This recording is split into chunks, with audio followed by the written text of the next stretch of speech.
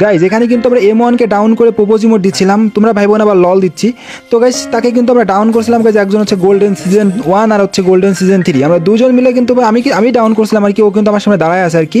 তো গাইজ আমরা কিন্তু প্রোপোজ ইমোট দিচ্ছি গাইজ, তোমরা কিন্তু অনেকে কমেন্ট করছো জামিন ভাই এটার পার্ট 2 চাই বা আমার ফুল ভিডিও চাই আর কি। তো গাইজ যার কারণে কিন্তু আমরা ফুল ভিডিও নিয়ে চলে আসলাম। তো গাইজ এই ম্যাচে গাইজ এমন এমন কাহিনী হয় গাইজ, এইবার মারার পর মানে আমরা M1কে মারি, তো মারার পর গাইজ M1 কিন্তু আমাদেরকে মারার প্রচুর চেষ্টা করে, ঠিক আছে, গোল্ডেন সিজন 1 আর গোল্ডেন সিজন 3, মানে বুঝতে পারতেছো ভাই,